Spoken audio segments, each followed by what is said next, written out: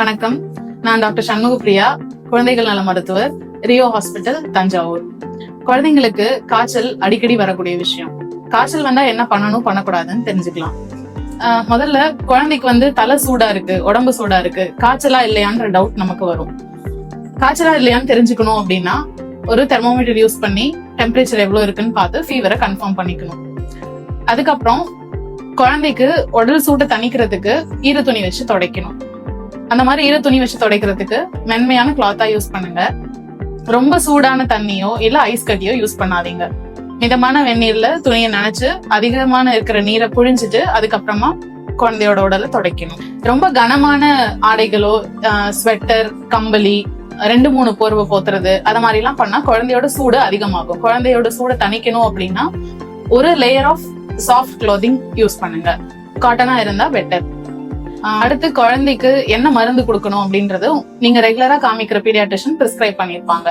அந்த மருந்தை கரெக்டான டோஸ்ல கரெக்டான இடைவெளியில யூஸ் பண்ணணும். தவறான அளவு மருந்தை சின்ன குழந்தைங்களுக்கு கொடுக்கறது சேஃப் இல்ல. குழந்தைங்களுக்கான ஃபீவர் மெடிசன் எப்பவுமே வீட்டுல அவைலபிளா இருக்க மாதிரி பாத்துக்கோங்க. எக்ஸ்பயர் ஆகாத மெடிசன் இருக்குதா அப்படின்றது நோட் பண்ணி வச்சுக்கிறது முக்கியம். குழந்தைக்கு ஃபீவர் இருக்கும்போது தாய்ப்பால், தண்ணி மற்றும் தண்ணி சத்து அதிகமா உள்ள உணவுகளை கொடுக்கறது அவசியம். குழந்தை சாப்பிடல அப்படின்னா ஃபோர்ஸ் ஃபீட் பண்ண வேண்டாம். ஃபீவர் இருக்கிற குழந்தைய எப்போ உடனடியா ஹாஸ்பிட்டல் கூட்டிட்டு போகணும் அப்படின்னா, உங்க குழந்தை 3 மாசத்துக்கு கீழே உள்ள குழந்தையா இருக்கு. குழந்தைக்கு ஃபீவர் இருந்தாலும் குழந்தை சுறுசுறுப்பா இருக்கணும். குழந்தை சுறுசுறுப்பா இல்லாம சோர்வா இருக்கு, இல்ல விடாம அழுதுட்டே இருக்கு, குழந்தை எதுவுமே சாப்பிட மாட்டேங்குது, வாய் வழியா தண்ணி ஆகாரமும் எடுக்க முடியல, தொடர்ந்து வாந்தி, தொடர்ந்து வயிற்றுப்போக்கு, மூச்சு திணறல், இல்ல தோல்ல தடிப்பு, இல்ல புண்ணடி, மூட்டு வீக்கம், இந்த மாதிரி இருந்தா நீங்க ரெகுலரா பாக்குற பீடியாட்ரிஷியன் கிட்ட குழந்தைய உடனே கூட்டிட்டு போய் காமிக்கணும். ஃபீவர் பிரிஸ்கிரைப் பண்ணிருக்கிற ஃபீவர் சிரப் நீங்க வீட்டுல கொடுக்கலாம்.